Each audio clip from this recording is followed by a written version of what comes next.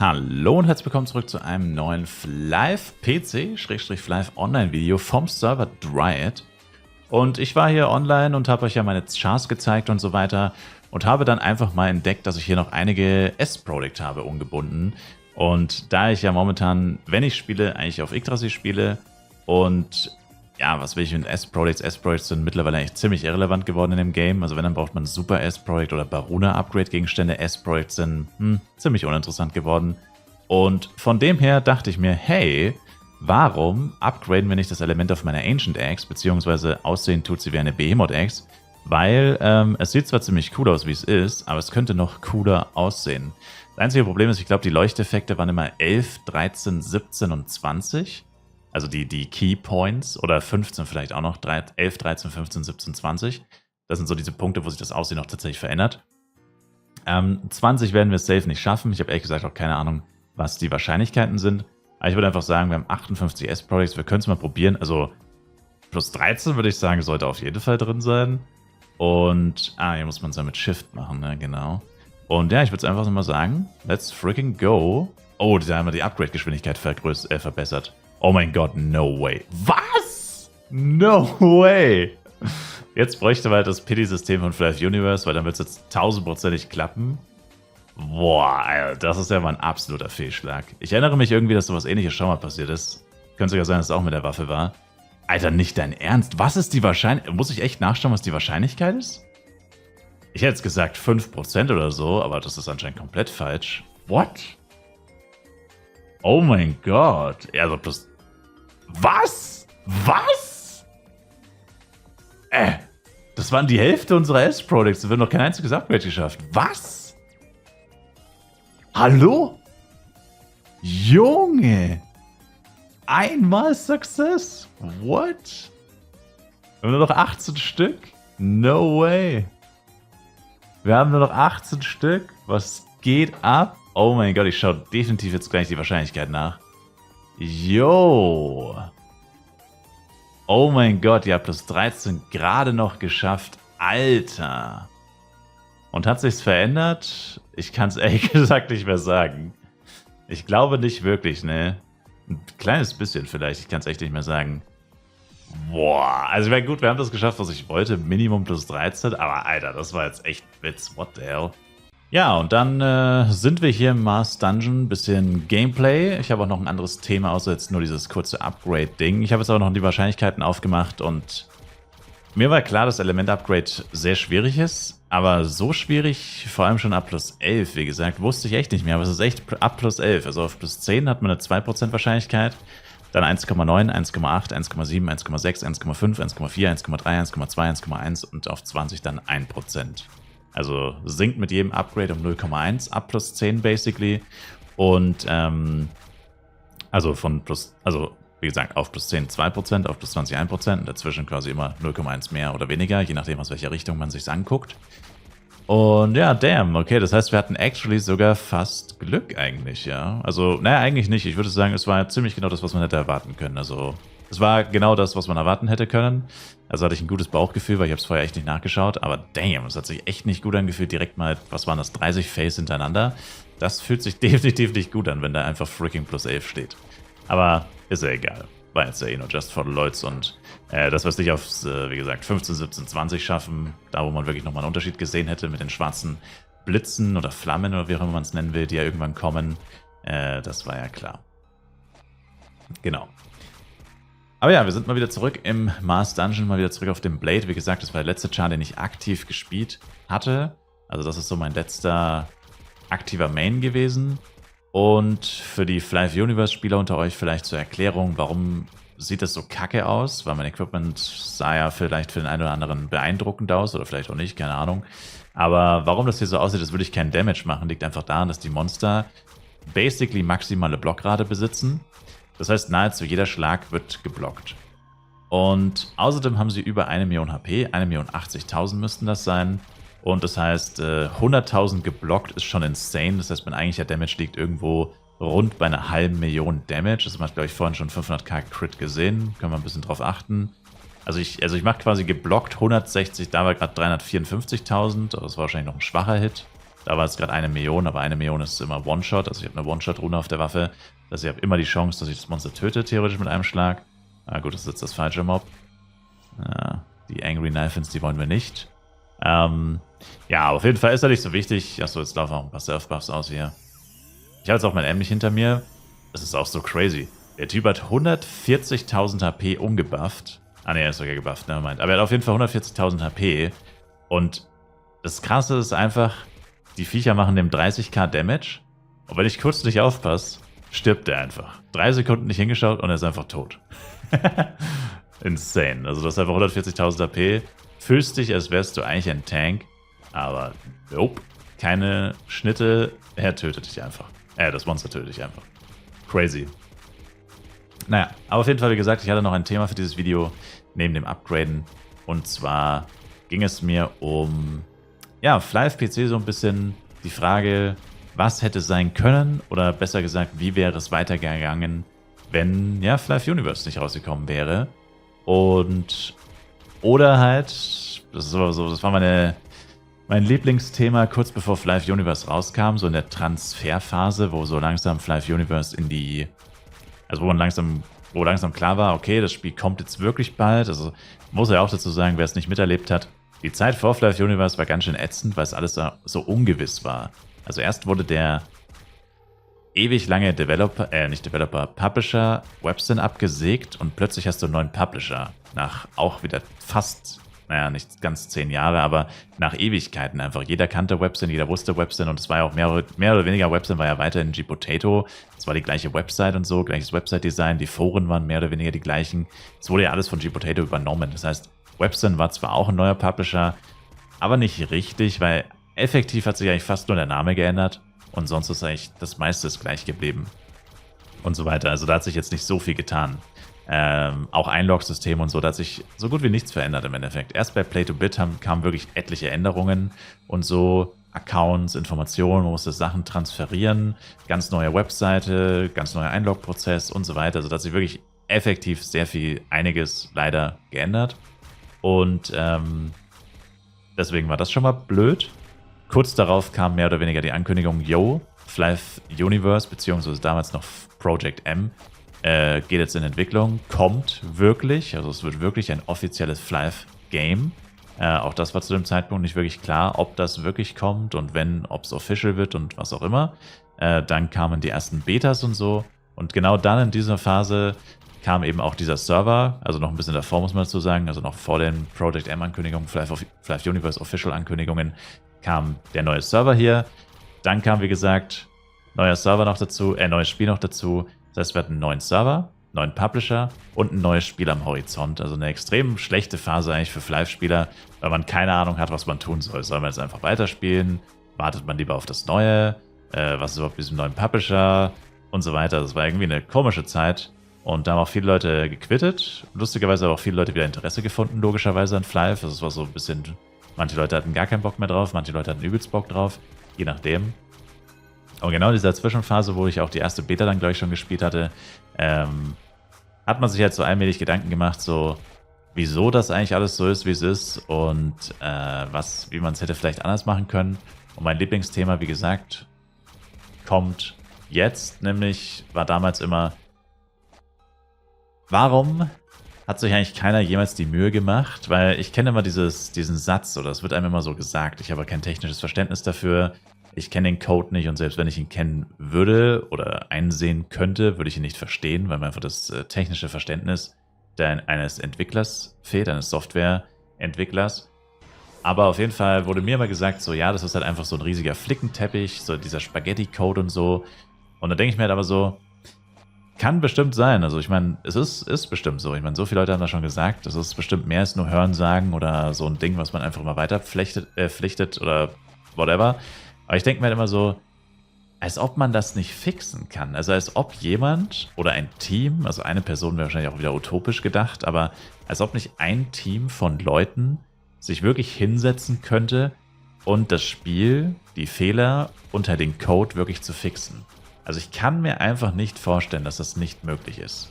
Sicherlich, es würde sehr lange dauern wahrscheinlich, es würde sehr aufwendig sein, es würde wahrscheinlich sehr viel Geld kosten, also die Zeit der Leute, die daran arbeiten, muss ja vergütet werden. Klar, sage ich gar nicht, dass das nicht so ist. Also ich sage nicht, dass man das einfach so mal, ja, ich hocke mir jetzt mal 5 Minuten dran, dann ist das fertig so ungefähr. Das sage ich gar nicht, ja, das will ich damit gar nicht sagen. Aber ich denke mir halt einfach, es kann doch gar nicht sein, dass das nicht möglich ist. Und was ich damals halt einfach nicht verstanden habe, ist, warum man es nicht probiert hat, eben Flyve zu fixen, alle Game-Breaking Sachen, Botter, Duping und alles, was schlecht ist an dem Spiel, irgendwie rauszubekommen oder es zumindest zu verbessern. Also ich meine, Duping, keine Frage, das muss raus, sonst wird das Spiel nie wieder Erfolg haben. Aber selbst Bots und so, dass man da irgendwie dran arbeitet, dass das irgendwie besser wird. Aber das hat nie jemand gemacht. Weder Gala noch sonst jemand Externes, soweit ich weiß. Und Gala dann den Vorschlag gemacht, hey, guckt mal, was wir gemacht haben, schaut euch das mal an. Weil nichts anderes hat der Flyve Universe im Endeffekt gemacht. Flyve Universe ist also ein privates, im Endeffekt illegales Projekt entstanden, die sich dadurch legitimiert haben, dass sie zu Gala gegangen sind und gesagt haben, hey, guckt mal, was wir gemacht haben. Wollt ihr da nicht euer Geld investieren? Wollt ihr uns nicht in euer Team aufnehmen? Und pipapo. Und so ist das halt im Endeffekt entstanden, mehr oder weniger. Und das Gleiche könnte ja, rein von der Logik her, warum nicht? Wie gesagt, bei Flyve Universe hat es ja auch funktioniert. Auch bei Flyve PC funktioniert, wenn du sagst, hey, guckt mal, wir haben uns den Code angeguckt, wir haben die ganzen Löcher gefixt, wir haben dies und das und jenes gemacht. Wir können noch viel mehr machen. Nehmt uns doch auch unter Vertrag. Ja? Schließt doch auch einen Vertrag oder eine Kooperation mit uns. Wir kümmern uns drum. Und das Einzige, was wir halt wollen, ist, dass ihr uns halt bezahlt dafür natürlich. Also, dass wir für euch arbeiten, mehr oder weniger. Und meines Wissens nach ist das nie passiert. Also meines Wissens nach hat das noch nie jemand probiert. Und das ist auf jeden Fall nicht passiert, würde ich sagen. Das hätte man bestimmt mitbekommen. Und ja, das ist einfach schade, finde ich. Weil ich denke, wenn sie wirklich Flyve fixen würden, wie gesagt, die Game-Breaking-Sachen, ich meine, alles fixen, ich meine, das ist ein Free-to-Play-Game. Du kannst nicht erwarten, dass alles perfekt funktioniert. Es ist kein Spiel perfekt. Es gibt so viele Spiele, die haben ein wesentlich größeres Budget als Flyve und trotzdem sind die Spieler mit vielen Dingen unzufrieden. Also sieht man einfach, dass erstens ist man nie zufrieden, der Mensch ist nie zufrieden, das ist schon mal das eine. Aber auch selbst, egal, es gibt einfach Sachen, mit denen kann man leben und es gibt Sachen, die sind unverhandelbar. Und unverhandelbar sind die Sachen, die ich gerade angesprochen habe, diese Game-Breaking-Sachen, das große D, das große B. Ja, das sind einfach Sachen, die sollten nicht da sein und man kann aktiv man kann aktiv sagen, der Downfall des Spiels, die Spieler, die gequittet haben und vieles oder fast alles, was schlecht ist an dem Spiel, kann man auf diese Punkte zurückführen. Und wenn dies nicht gäbe, dann sähe heute die Welt ganz anders aus, ja, die Welt von Flyve. Und entsprechend sind es halt einfach so unverhandelbare Sachen. Wie gesagt, man kann über vieles streiten, über den Disconnect, wenn man über ein Power-Up fährt, das über einen Tag läuft. Auch komplett unnötig, aber sag ich mal, kann man wirklich mit leben, wenn alles andere funktioniert. Es gibt so viele Sachen, mit denen könnte man leben, wenn alles andere funktionieren würde oder wenn alles andere akzeptabel wäre. Aber vieles ist das halt einfach leider nicht. Und ja, das ist halt schwierig auf jeden Fall. Aber das war so mein wirklich absolutes Lieblingsthema zu der Zeit. Das war fast jeden Tag haben wir darüber geredet, weil fast jeden Tag Flyve Universe beziehungsweise damals Project M Thema war, weil man ja wusste, okay, das kommt bald. Und zeitgleich hat man aber Flyve PC gespielt die ganze Zeit und wollte natürlich auch irgendwie nicht, dass das endet so ein bisschen. Einerseits natürlich nicht wegen der ganzen Zeit, die man investiert hat. Andererseits nicht wegen dem ganzen Geld, was man investiert hat und so weiter. Und dann auch wegen der Unsicherheit. Ich muss auch dazu sagen, das ist halt auch so ein Ding, was, glaube ich, viele Leute nicht so wirklich bedenken. So Beständigkeit und auch, ja, Loyalität ist vielleicht das falsche Wort, aber wirklich Beständigkeit. Man muss sich überlegen, dieses Spiel, was ich gerade spiele, gibt es seit 20 Jahren. Wird in ein paar Monaten 20 Jahre alt. Und die deutschen Server seit 2006, die sind bald 18 Jahre alt. Und das ist schon monumental, wenn man bedenkt, dass die ganzen Game-Breaking-Sachen, das große D, das große B, die gibt's fast seit Tag 1 im Endeffekt. Ja? Also das Game kam raus und innerhalb von kürzester Zeit waren solche Methoden, solche Sachen bekannt. Ja, das ist ja nichts, was erst die letzten Jahre aufgekommen ist. So, wo man sagt, okay, das Game ist jetzt so alt, die kümmern sich nicht mehr drum. Deswegen tauchen da andauernd neue Lücken auf oder so. Also sicherlich ist das immer noch so, aber diese Lücken gab es halt schon ganz am Anfang. Und trotzdem war das Spiel ein massiver Erfolg. Trotzdem hat das Spiel eine extrem loyale beziehungsweise extrem große Fanbase, Leute, die einfach Interesse an dem Spiel haben, die einfach wissen wollen, wie es weitergeht, die auch spielen wollen, die auch gewillt sind, wieder Geld zu investieren, wenn es was Cooles gibt und so. Und das ist einfach einzigartig, das ist cool, das ist krass, das schaffen die wenigsten Spiele. Viele Spiele werden released, sind schon irrelevant, werden niemals relevant und sind in kürzester Zeit wieder offline. Dann gibt es noch das Gegenteil davon oder das Gegenstück dazu. Spiele, die relevant sind, aber trotzdem es nicht schaffen, ihre Spieler zu halten, es nicht schaffen, eine wirkliche Fanbase aufzubauen. Die haben eine kurze Hype-Phase und auch innerhalb von kürzester Zeit gehen sie entweder wieder offline oder versinken in der absoluten Irrelevanz. Und ich meine, klar, Flive kann man heutzutage sagen, ist nicht mehr sehr relevant, zugegeben. Aber ich würde nicht sagen, dass es komplett versunken ist. Also ich meine, es ist jetzt Flive PC vielleicht ja, ein bisschen, keine Frage. Aber Flive Universe definitiv nicht. Also Flive an sich definitiv nicht. Ja. Und daran sieht man es halt auch wieder, dass die Leute sind da. Sie wollen halt nur ein gutes Produkt haben. Und Flive Universe, ganz ehrlich, ich sag's euch, es ist auch kein perfektes Ding. Hat ein massives Bot-Problem. Kein Duping, kein großes D, aber ein massives B, ein gigantisches B. Und auch das ist halt extrem nervig. Und auch da sieht man wieder, die Leute haben darauf keinen Bock. Viele Leute quitten nach längerer Spielzeit trotzdem wieder.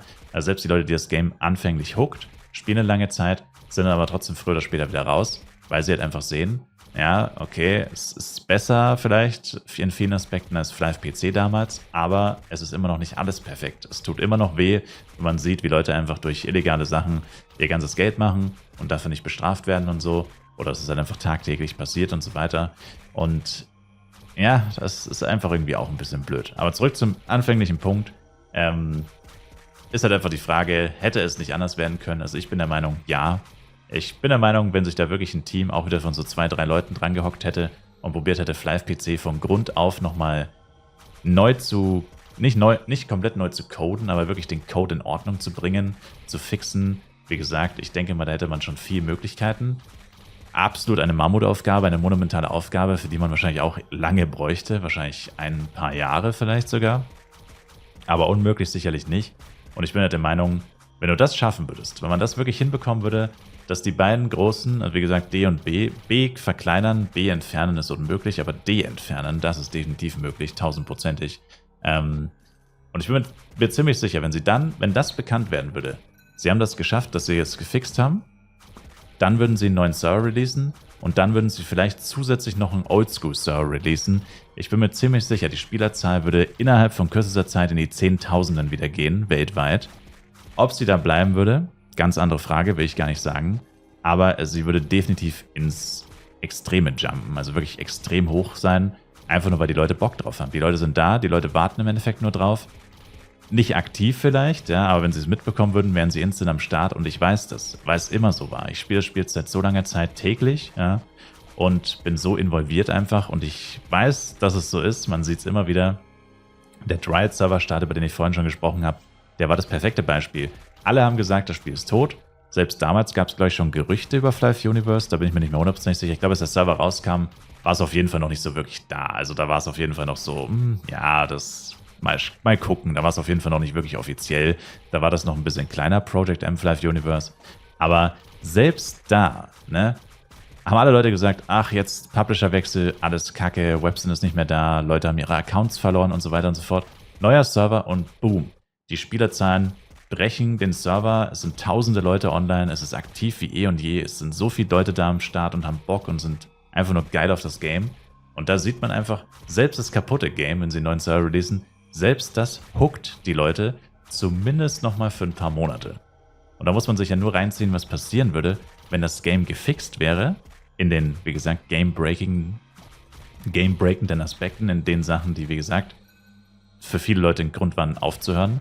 Wenn sie das hinbekommen würden und dann neue Server releasen würden, nachdem das bekannt wurde, das wird einschlagen wie eine Bombe, bin ich mir ziemlich sicher. Trotz Flive Universe bin ich mir ziemlich sicher, weil es einfach doch nochmal ein anderes Erlebnis ist. Der Client generell, vieles daran, der Content, es gibt viel mehr Content natürlich auch einfach und so. Und ja, also es ist echt schade. Und wie gesagt, ich persönlich gebe die Hoffnung nicht auf, dass es nicht eines Tages doch noch so sein könnte. Ich sag mal so, solange dieses Spiel noch online ist, kann man hoffen. Wenn Flive PC weltweit offline geht, in jedem Land, jeder Server, und es nur noch Flive Universe gibt, ich denke, dann kann man offiziell die Hoffnung aufgeben. Ich denke, dann ist es vorbei. Aber solange die Server noch online sind, gibt es noch Hoffnung. Unwahrscheinlich. Ich bin wirklich nicht der festen Überzeugung, dass es jemals passieren wird. Aber nichts ist unmöglich, wie man so schön sagt. Und ja, mal schauen. wir werden sehen, wie es weitergeht. Ich bin auf jeden Fall immer am Start bei Flive. Komme, was wolle. Und sage euch, danke euch vielmals fürs Zuschauen, dass ihr mir zugehört habt. Könnt ihr natürlich gerne eure Gedanken in die Kommentare schreiben zu den ganzen Themen, die ich angesprochen habe. War vielleicht hier und da ein kleines bisschen verwirrend. Ich schweife manchmal ein bisschen ab von dem, was ich eigentlich sagen will. Zu lange, zu viele Ausführungen. Aber ja, bisschen Flive-PC-Gameplay. Hat ein bisschen Spaß gemacht, tatsächlich hier mit dem Blade ein bisschen zu grinden. Ohne Link-Attack, ohne Power-Ups, teilweise sogar ohne Stealth-Buffs. Der Damage ist echt nice. Klar, die Monster sind 4 Level unter mir, keine Frage. Aber da 590.000 Crit ohne Stealth-Buffs, ohne Power-Ups, ohne Link-Attack. Godly. That's a lot of damage, brother. Ja. Danke euch fürs Zuschauen. Schaut auf jeden Fall im Livestream vorbei. Twitch-Link ist in der Videobeschreibung. Und ich hoffe, wir sehen uns im nächsten Flive PC, Flive Universe, Flive Online Video oder Stream wieder. Macht's gut, haut's rein und ciao, ciao.